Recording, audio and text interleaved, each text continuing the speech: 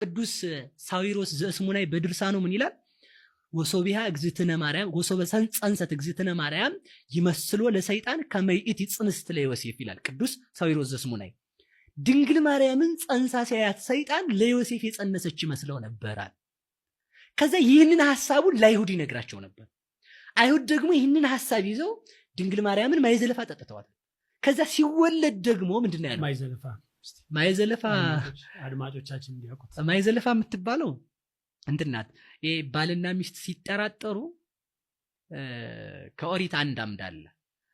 ሴትየይቱ ከጠረጠራት ባልዮ ይዟት ይሄዳል ወደ ሊቀ ካህኑ በማሰሮ አድርጎ። ማሰሮ ማለት ደግሞ አትገባም፣ በምን እንበለው እንደ ዙሩ ማዞሪያ ያለች ነገር ናትና በዛችሁ አድርጎ ይዞ ይሄድና ሚስቴን ጠርጥሬያታለሁ በሌላ ወንድ ብሎ ይናገራል። ከዛ ሊቀ ካህኑ ማዛ ካህኑ ከኦሪቱ አንድ አምድ ይደግምና ባልሽ የጠረጠረሽን አድርገሽው ከሆነ አጥንትሽ ይርገፍ በበሽታ ተያዥ ብሎ ይረግማታል።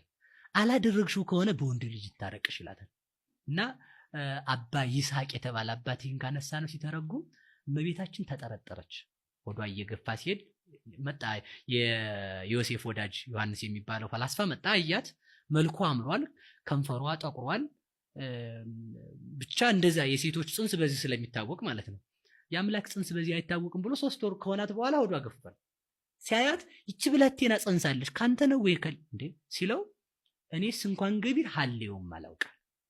ከዛ ይሄን ሲመልስለት መጨረሻ ላይ ምንድነው ያለው? እንግዲያውስ ገብተህ ጠይቃት አለው። ገብቶ ሲጠይቃት ኦ ለተ እስራኤል መኑ ቀረጻ ክናፈ ድንግልናኪ ወማ በመኑ ጸነስኪ እስኳ ጠይቅኒ፣ አንቺ የእስራኤል ብላቴና ንግስት እመቤት ከማን ነው የጸነሽው? እንዴት ሆነ እስኪ ንገሪ ሲላት በግብረ መንፈስ ቅዱስ ነው አለችው። አልገባው አለ።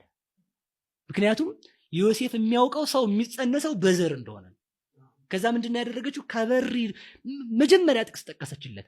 አዳምን ከመሬት አንስቶ የፈጠረ ይላል ቅዱስ አባ ይስሐቅ። አዳምን ከመሬት አንስቶ ያለ አባት ያለ እናት የፈጠረ እርሱ ከኔ ቢጸነስ ብርቅና ድንቅ ነው ያለችው ይላል።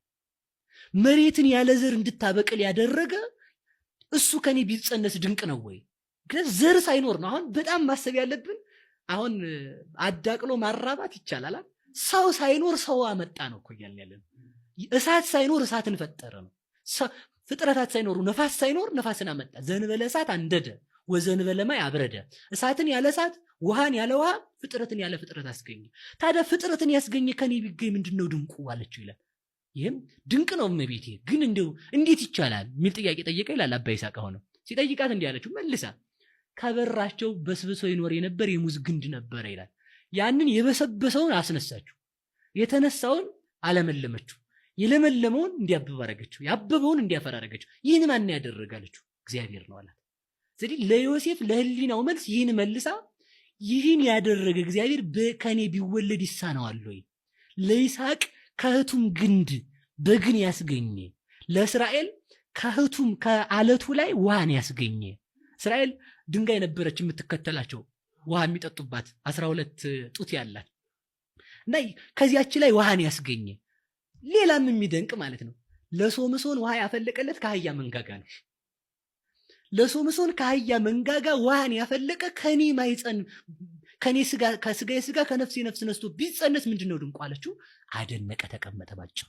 ከዚያም በኋላ አይሁድ የቀጠሩበት ቀን ደረሰ። እንደምናውቀው ይዟት ያው ብዙ ነገር አለ ሀተታ እንደምናውቀው ማለት ነው።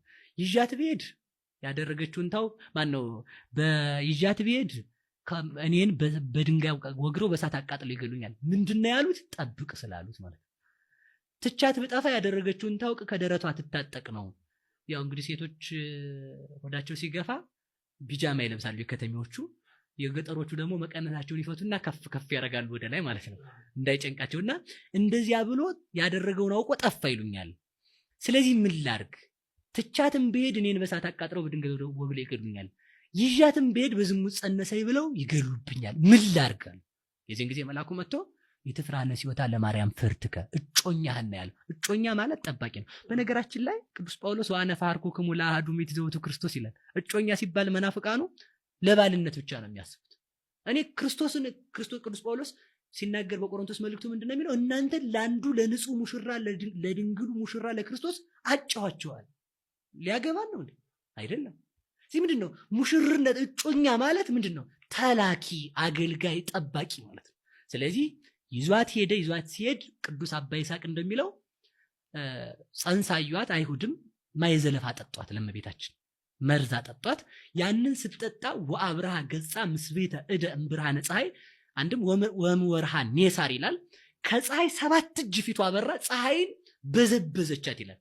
ፀሐይ ማብራቷ ቀርቶ ከፀሐይ ብርሃን ይልቅ የእመቤታችን ፊት አበራ። አይሁድ የዚያን ጊዜ ምን አሉ? ይችን ብላቴና ያለ ስራው አምተናታል ሲሉ ይቅርታ ጠይቀዋል። ከዚያም በኋላ ሰይጣን ግራ ገቡ። አሁንም ማለት ነው